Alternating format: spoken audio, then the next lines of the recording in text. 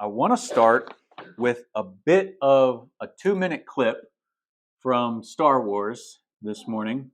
So, Nick, you've had all week to think about this. So let's play this clip, and then I want to hear your thoughts a little bit on this. So there's about a minute clip from the first Star Wars movie, A New Hope, Episode 4, and then about a minute clip from Episode 6, Return of the Jedi. But you'll see how what Obi-Wan is telling Luke is coming full circle here. And I want you to listen to what he says in the second clip. For over 1,000 generations, the Jedi Knights were the guardians of peace and justice in the Old Republic. Before the Dark Times. Before the Empire. How did my father die? A young Jedi named Darth Vader, who was a pupil of mine until he turned to evil, helped the Empire hunt down and destroy the Jedi Knights. He betrayed and murdered your father. Now the Jedi are all but extinct. Vader was seduced by the dark side of the Force. I can't do it, R2. I can't go on alone. Yoda will always be with you. Obi-Wan.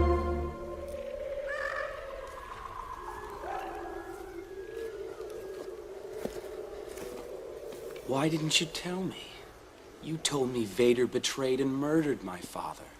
Your father was seduced by the dark side of the Force.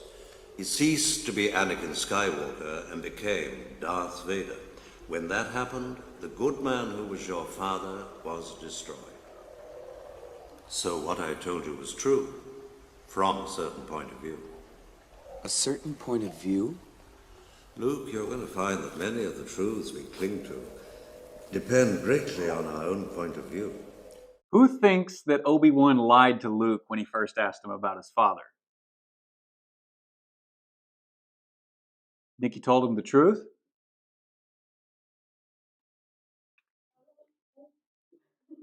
Here's the thing. Here's what I'm trying to get at, because we need to understand this to really appreciate the flood story. Except for God's perspective, everyone's perspective is limited. Everyone writes or reads from a certain point of view. All storytellers are telling things from their own perspective and point of view to varying degrees. God uses limited viewpoints and limited understandings of people to communicate to other people. You think you can wait until you know everything to start communicating to other people? You don't even know everything about you, and you communicate things about yourself to other people. We don't wait to know everything. So when God uses limited viewpoints and the understandings of people to communicate to other people, this includes you and me. This does not undermine the truth. It merely contextualizes how is the truth going to be expressed. So what I told you was true from a certain point of view. Your father, Anakin Skywalker, was betrayed by Darth Vader when Anakin was seduced by the dark side of the Force and became Darth Vader. I used to hate this. When I was your age, I thought, well, that's just stupid. Obi-Wan is such a liar. Now he's just backtracking and making excuses for the fact he didn't want to tell Luke the truth. But the older that I've gotten and the more I've experienced from the scriptures, the more I realized he wasn't lying. He was being a little bit deceptive because he could have told Luke the truth, and he ultimately wanted Luke to confront Vader. And he goes on and tells him that sitting there on Dagobah, you can't run from your destiny. You must face Darth Vader again. And yet, he told him what he needed to hear, nothing more. And God is telling us things we need to know through the voices of limited and finite minds like you and me. And his desire to express truth and reality has almost nothing to do with the reality outside of the author. that it doesn't really matter. I shouldn't say it doesn't, it matters less, because God, when we looked at that video from Dr. Heiser, of the little stork, the little girl telling someone the stork is bringing my mommy and daddy, or bringing me a new baby sister or brother, and the father standing right there, and like the guy understands he's being communicated to that the father's wife is pregnant, and that the little girl just doesn't understand that. So there are things in the flood narratives that we understand that the ancient world didn't understand, and God wasn't interested in filling in the authors in the ancient world and correcting their worldview before he could communicate to them what the flood and the extent of the flood actually was and what it meant. The viewpoint of all the biblical authors, characters, and readers are limited, including the author and redactor of these flood narratives. What does the author mean when he says all the earth? When he says under all of heaven? When he says that all living creatures with the breath of life were wiped out? What does he mean by all or every creature? What is his viewpoint on the world? This is his viewpoint on the world, which we've already talked about. A great flat disk floating on the waters. Why on earth should this not be true? Because it doesn't match your scientific post-enlightenment point of view. Truth does not have to be scientific to be true, because science doesn't get a monopoly on the truth. Someone like us who has received a scientific worldview is going to read something about a worldwide flood at face value very differently from someone who doesn't view the world through a scientific lens. The authors of the Bible didn't have a scientific lens, so they didn't perceive the world and therefore write about a worldwide flood where everything under heaven goes bye-bye from that same point of view. Whereas we define the world and everything under heaven as a globe floating in the void of space, they define the world as a flat disk floating on top of water inside of a dome called heaven. That's their cosmology. And it would lead the readers to different conclusions because of their own point of view. Space and time actually matter in prima facie readings of Scripture. Prima facie readings is Latin for at face value, or, as in the words of Obi-Wan Kenobi, from a certain point of view. And if we ignore the author's point of view, we will misread the intention of the author in the flood narratives. Why would we not assume that the idea of a universal or a worldwide flood could and probably would mean something very different to the ancient mind who lacked all concept of scientific thought?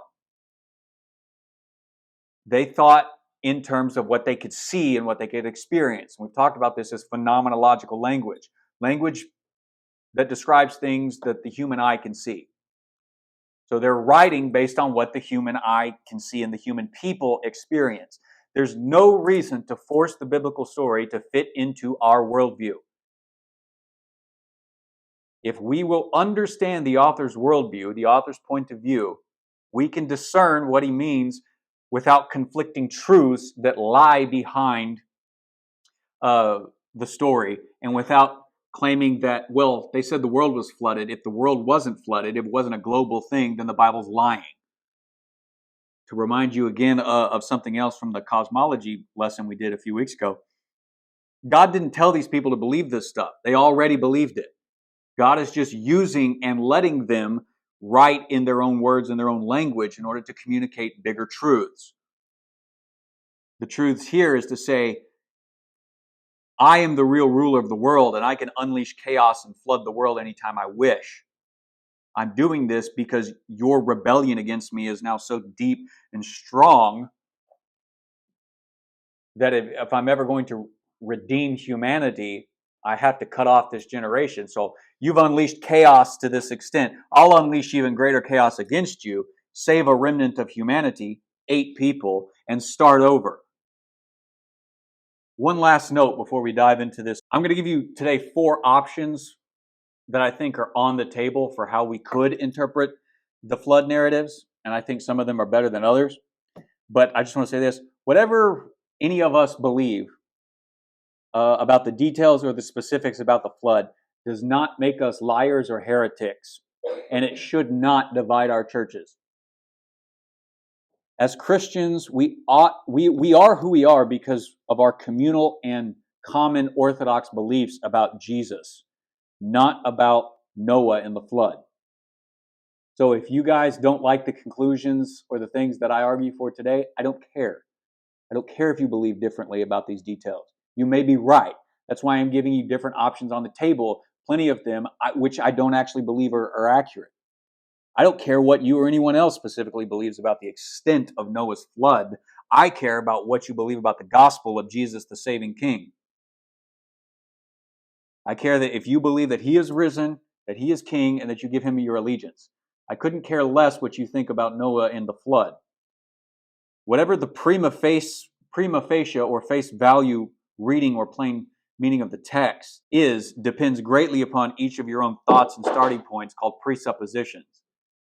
And I'm trying to get you to identify your own post-scientific presuppositions about what the world is and realize that is not the right way to read the Bible because they didn't understand the world by the same definition of you. So get over yourself, okay? Okay. So here's a basic outline of the flood text that we're going to look at today. It's another chiasm, so it moves A, B, C, D, E, and then back D, C, B, A, and it's balanced in terms of the mention of time. 7 days waiting for the flood, 7 days waiting for the flood mentioned again. It's the same 7 days, but it's mentioned twice because it's designed to balance the 7 days of waiting and 7 more days of waiting, which are actually 2 weeks of Noah after the flood waters are receding. There's 40 days of floods. There's down in C prime and 8:6. There's 40 days of waiting after the floodwaters have started. There's 150 days of the chaotic waters triumphing over creation.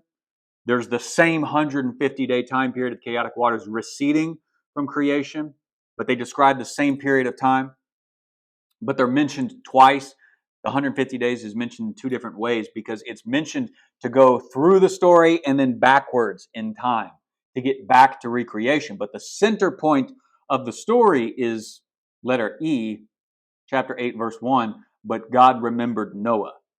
So keep this in mind as we go through and we read the passage. We're going to start in Genesis 7, verse 6, and we're going to go down to 8:14. So let's read this, and then we're going to discuss some issues of interpretation here. Noah was 600 years old when the floodwaters came on the earth. And Noah and his sons and his wife and his sons' wives entered the ark to escape the waters of the flood.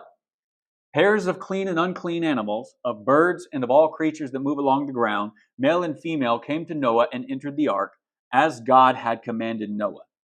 And after the 7 days, the flood waters came on the earth.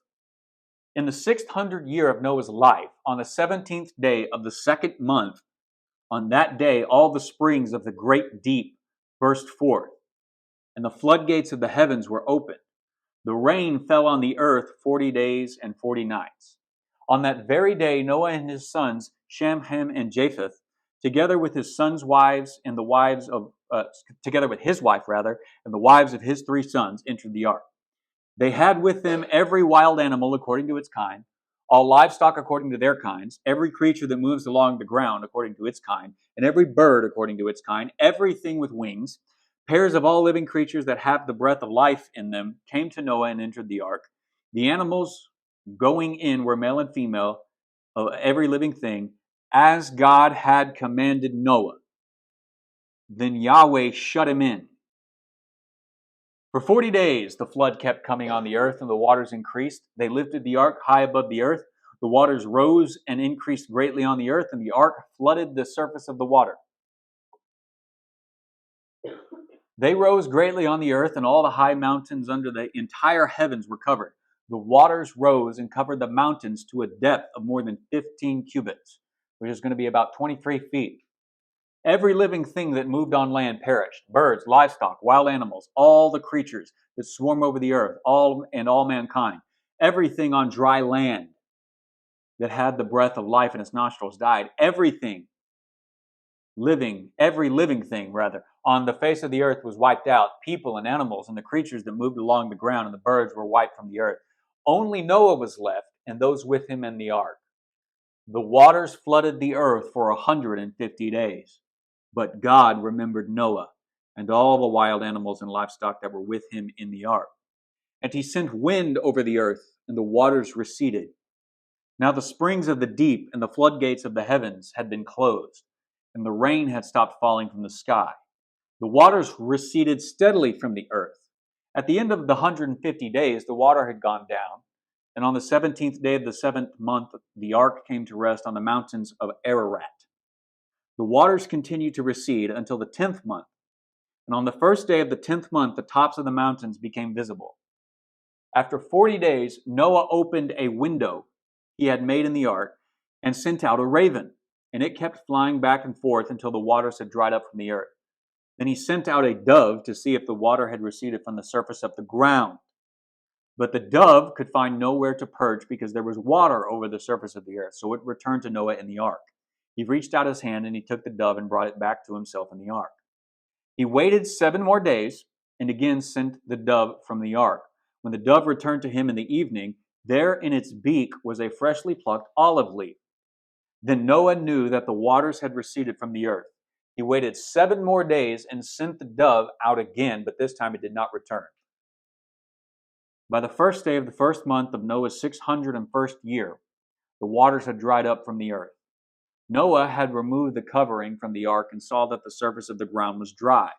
By the 27th day of the second month, the earth was completely dry. So that takes us all the way up from the beginning of the storm to the land being dry. In the next verse, they come out of the ark at God's command, but we're going to deal with that on a different day. So let's back up and let's talk about the flood as it comes and this faithful remnant inside the ark. We've already talked about remnant theology a little bit, but just recall here that remnant theology is the saving of a few faithful people when God judges cultures and communities. 4 times it is expressed that Noah was obedient to God and did all that he commanded. At the 4th mention, Yahweh shuts him in. The point is, Noah, and by extension his family, survived because he was obedient. He did all that God commanded. This is what remnant theology is about. The way to salvation in God, the way to God's salvation, is actually by being obedient to God, to be faithful to God. Stuff we've been talking about on Wednesday nights.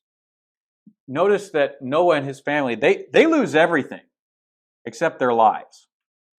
They're not safe from judgment, they're safe through judgment.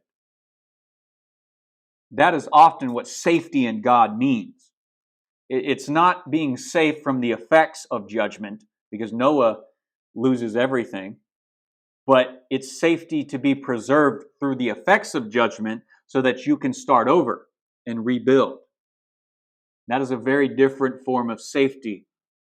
We want to face judgment in a way that you come through it.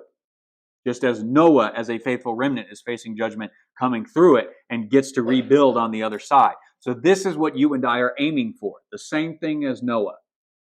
And it comes by being faithful to God. The floodwater stories is all pretty straightforward. Everything goes. And then we come to chapter 8, verse 1, God remembered Noah. This is a common way for Hebrews to phrase God's faithful activity towards his people amidst God's own brutal judgment. Because you'll see this phrase over and over and over again in the Bible. When God remembers someone, it doesn't mean, whoops, I forgot about that person, and then suddenly he remembered. It's a way of saying God was keeping his promises to Noah. I will establish my covenant with you, you will enter the ark, and you and your family will be safe. So the narrative hinge is right here. God remembered Noah. And so the flood waters, the chaos, and the death is mentioned before this. And once God remembers, the language goes to the waters receding and life beginning, recreation beginning again. It is a hinge point in the story. And these first 3 verses in chapter 8 are kind of the introduction to that. The waters above and below have ceased. It said the waters of the great deep and the waters of the heavens were opened, right? And the flood rains came. But if we go back to this picture of their ancient cosmology, the great deep is the waters below. And the flood is not just waters coming from the sky. It is God saying in a very real sense that he let water flood from above and below. Yes, rain was coming for 40 days and 40 nights, but the springs of the great deep, the chaotic cosmic waters that God tamed in Genesis 1 in order to create the land and bring it out. He let water from everywhere come about. Cosmic chaos had reached its height, and God will now give the direction for those cosmic waters and cosmic chaos to withdraw from the human realm again, and humanity will get to start over. And so, verse 3, the floodwaters begin to recede. So these first 3 verses are really the turning point from judgment to recreation in the story. But it's never just like that.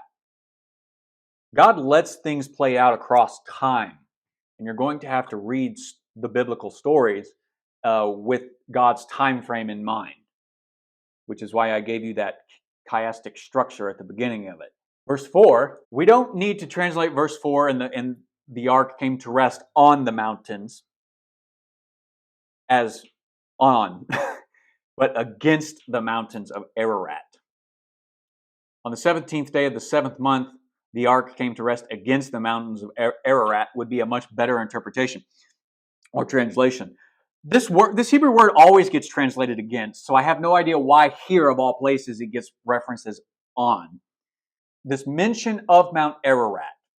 The thing that you have to know that they would have thought was obvious was that Ararat wasn't just a single mountain. It was a chain of mountains in the north, and it was considered the farthest point north in cosmic geography. It was basically the top of the disk if you just kept walking north. You'd walk up to these giant mountains, and they didn't have climbing equipment, so you couldn't go any further because you couldn't climb the mountains. So the border of the disk, let me do it from your perspective while you're looking at me. Up here is the mountain, Mount Ararat mountain chains. So what the text is really saying is that from wherever it started down on the plains, the water has lifted the ark up and it's drifted north, but it's bumped up against the edge of the world in their point of view. The northernmost boundary of human habitation. They've gone as far as they can go, and God has protected them this far through the waters. That's the point of the story. We don't think of Mount Ararat that way. We just kind of look at it and say, well, maybe we can get on Google and Google Mount Ararat and find the ark or something. It's just a complete and utter waste of time because you don't understand what the cosmic nature of the story is. But the language does not need to be that they were on top of the mountain. Because I as I'm going to argue for in just a second, I don't think the text is saying that the waters came 23 feet over the highest mountain in the world, but 23 feet from the foot of the plain. And that this ark is resting against the mountains at the 23 feet top of the ark, 45-foot ark, 75 feet off the ground from the plain. But the Mount Ararat is about 17,000 feet high. They're not that high. It wouldn't make any sense with the dove. A dove can't fly that high, but I'll get to that in a second. Okay. This language of covering the mountains, in verse 5? The tops of the mountains became visible about 75 days later. They've rested up against Mount Ararat. The tops of which mountains? This language of cover in 7:17 through 20.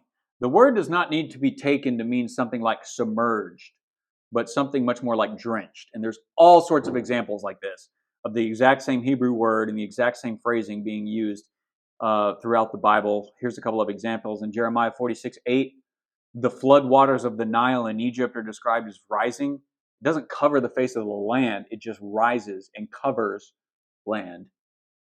In Malachi 2:13, he describes, using the exact same word, that the people cry out to God, covering the altar of God with human tears. It doesn't mean that they submerged the ark of God or his altar, which would have been much bigger than the ark. It would have been like the size of this room, because you have to get entire oxen on it and sacrifice them and cut them up and stuff. It's like, it was a pretty big altar. Doesn't mean that it was submerging that ginormous altar that could fit a giant ox on it. No, the language doesn't need to mean that. The language used in chapter 7 doesn't have to describe the mountains as being literally covered so that you couldn't see the peak. It doesn't need to describe the peak being completely underwater, despite the way it sounds in most translations. Most translations just automatically assume that the water got all the way over the tops of Mount Ararat, because they read it with no concept of Hebraic storytelling. Okay, verse 20, the waters rose and covered the mountains for a depth of more than 15 cubits is 23 feet. So here I've just given you verse 20 translated into more common mathematics for us. I think it's more possible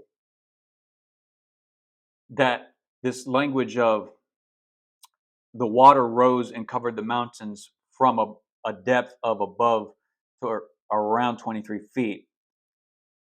If you take this language as an adverb, and I know I'm getting into grammar here, but bear with me, as an adverb modifying the verb rose to describe the mountains, then the ark is sitting on top of the waters, and the waters are covering the mountains up to 23 feet. They're not covering the tops of the mountains and then 23 feet above that.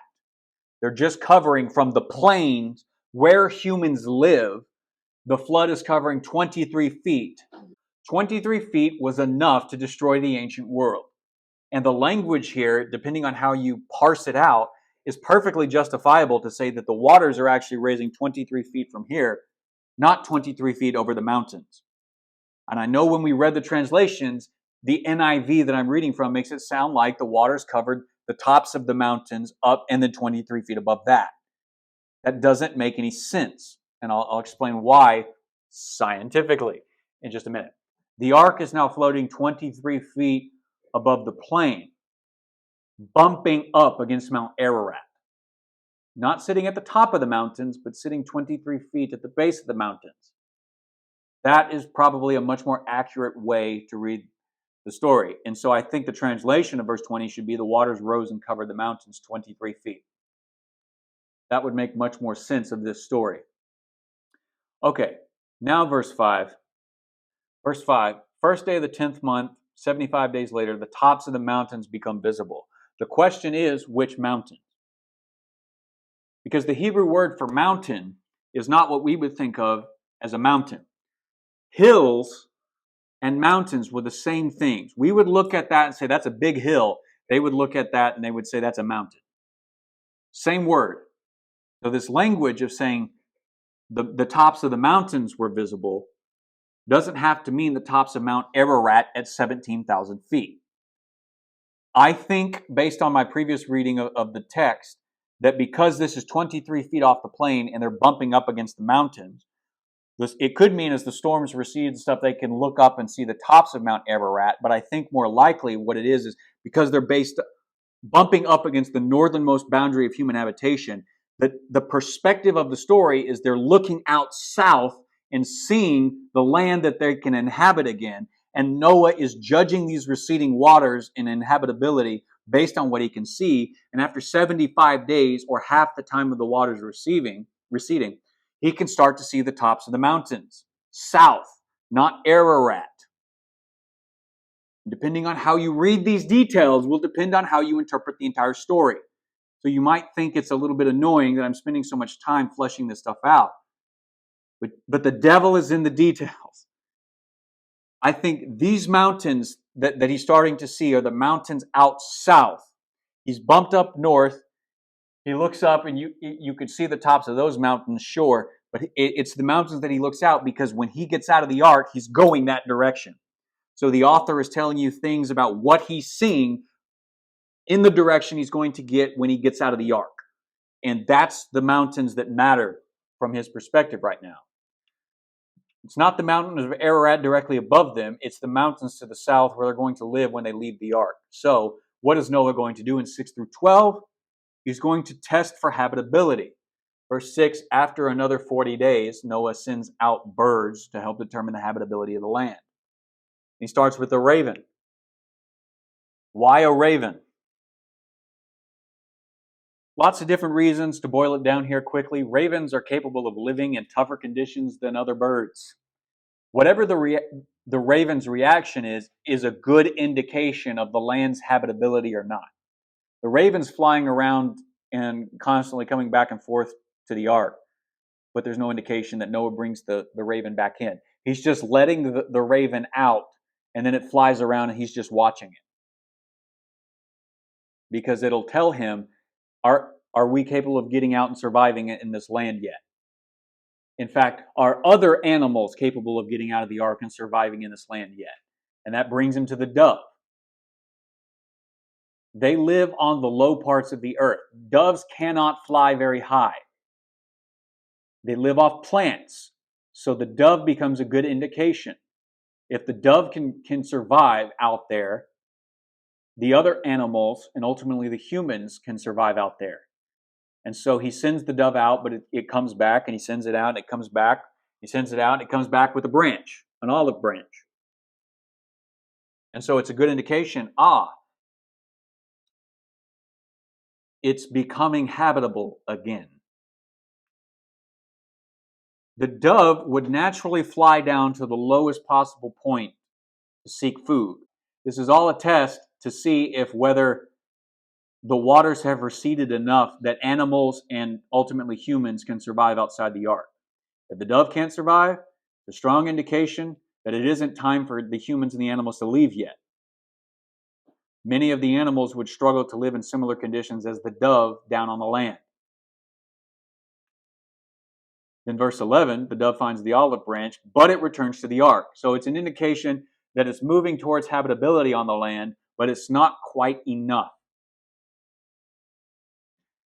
There's still some waiting to go. There's still some things that has to happen. But Noah now knows the waters have receded from the land, as the text says, because the dove can find food, but it can't yet make a permanent home.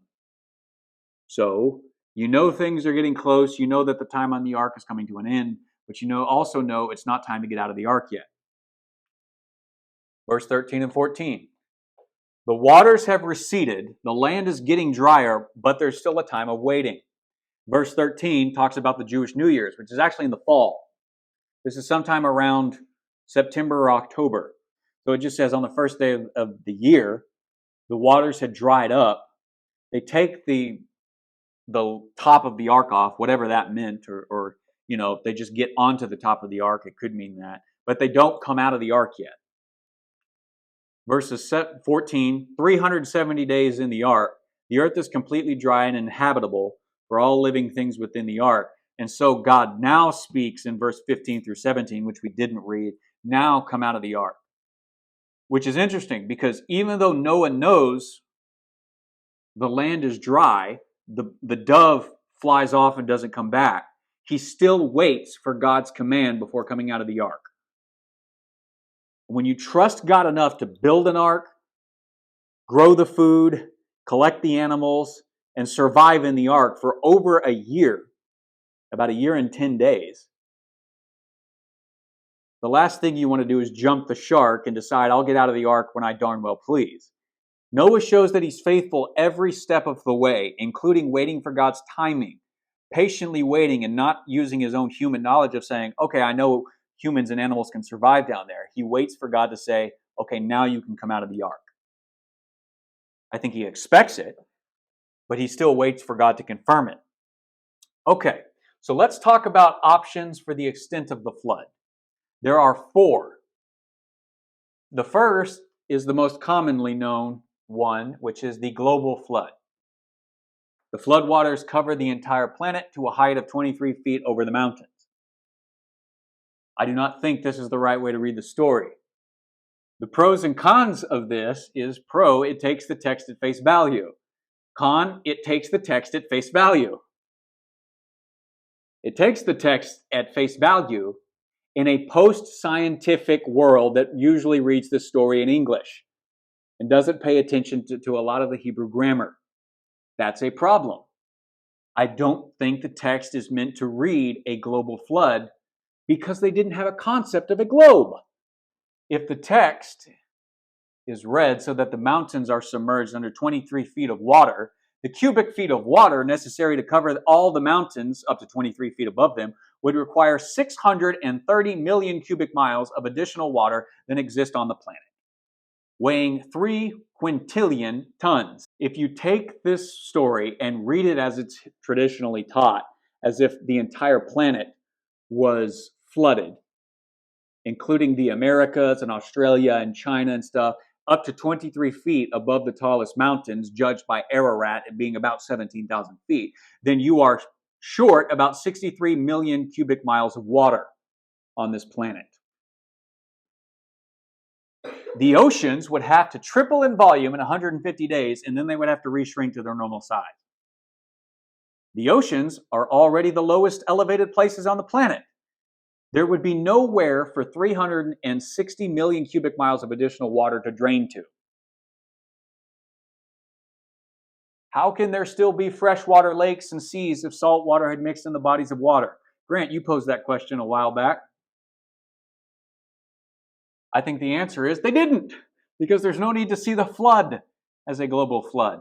How did freshwater and saltwater fish survive? How would animals today found only in Australia have gotten to that continent?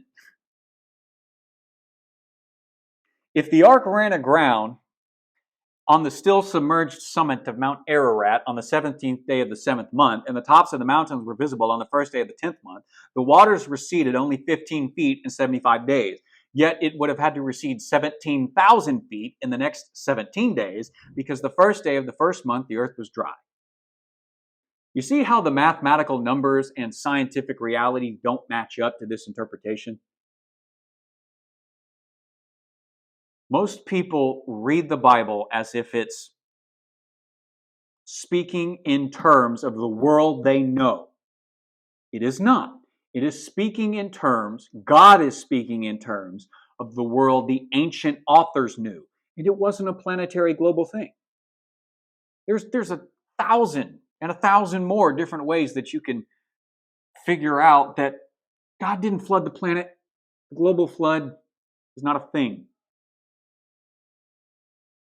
They had no concept of America, South America, China, and Australia. These are not taken into account with this story, okay? And then you look at the story of the dove, okay? A dove can't fly 17,000 feet on the top of Mount Ararat down into a valley and then make it back up again. It just can't do it. Doves are not physically equipped to fly at those altitudes. If they're sitting at the top of the mountain and the dove flies all the way down to the valleys and back up again, that dove is dead. So I think a much better interpretation of it. Now, let me say this before I move on.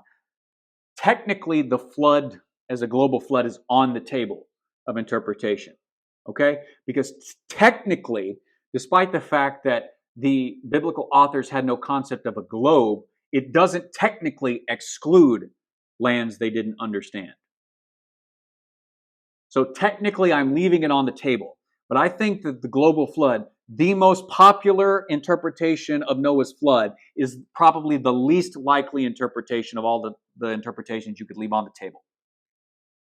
Because it doesn't make sense of the details in the story itself, like the dove, and it doesn't make sense of the worldview of the authors and how they communicate and talk about language. I think a much better option is probably the known world flood. The flood was universal in the sense of how the Old Testament Hebrew audience's cosmology understood the scope of the land to exist. That's all. The land, the earth, was flat. It was a round disk in their minds, a relatively small continent compared to the literal world that we're now aware of. And so the story implies a massive flood, but it need not include areas unknown to the ancient Near Eastern Hebrews like China, Australia, and the American continents. You do not need to force the story to fit things you understood that the ancients didn't understand. You can accept the limits of their understanding. and their certain point of view and be done with it and not push it in other places. Option 3, this is a pretty popular one, a regional flood, the region of Mesopotamia, an extensive, though not necessarily exhaustive flood of the entire area around the Mediterranean basin, including Mesopotamia, North Africa, and Eastern Europe. So you kind of, if you look here on the map, it's like all the land from the Mediterranean Sea, the Caspian Sea, and the Persian Gulf would encapsulate all of that, which is a little bit less than the known world, but it's also a great big area, and it's also a little bit less than the fourth option, the local flood. The local flood idea says that several towns along the Mesopotamian river, like the Euphrates and the Tigris, these two rivers here, flooded, and the area down to the Persian Gulf, which is down here in the bottom right, it flooded a lot of spaces around there. And then the biblical authors are intentionally exaggerating it to make a point.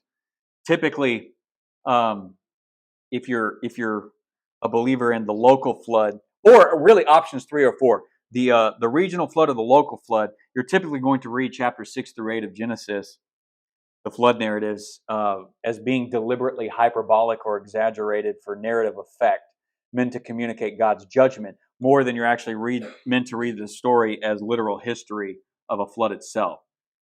And so I don't really lean towards the regional flood or the local flood, because I don't think that they're taking the text as strongly as the text is actually implying. They're just devolving it down to a literary scope and being done with it.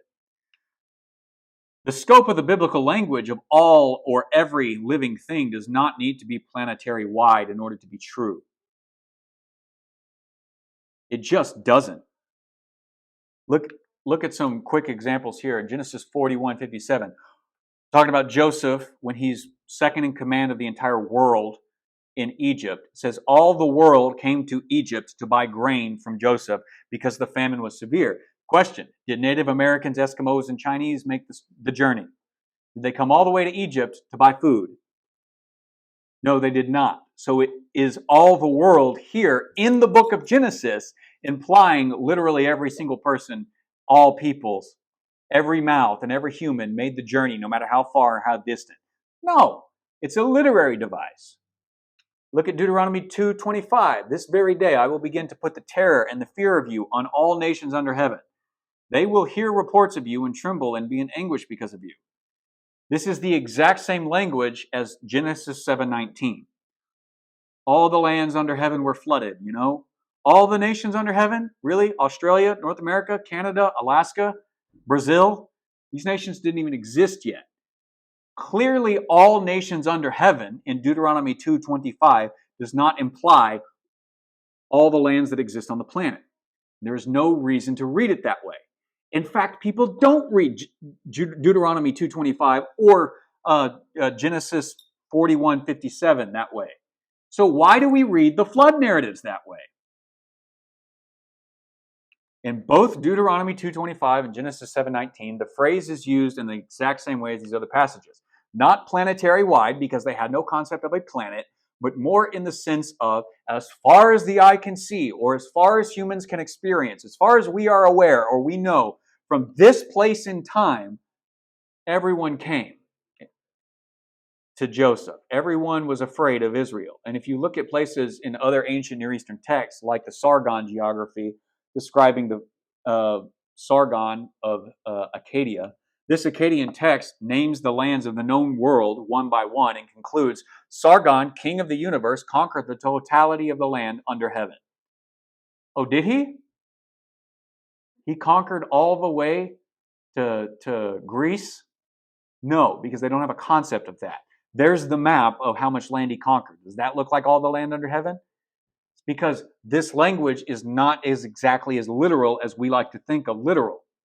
And so, John Walton, in the NIV application commentary on Genesis, summarizes it like this. Based on such examples, and he's talking about the Sargon example here, it becomes clear that it was perfectly acceptable and not at all deceptive to use the word all to encompass all those of a more regionally delineated area. Such usage does not violate biblical authority because the Bible does not intend to claim more than regional impact. I would say probably more than the known world impact. We just do not need to force the Bible to fit our expectations. We can and should read the Bible in the ideas and mindset of the ancient authors.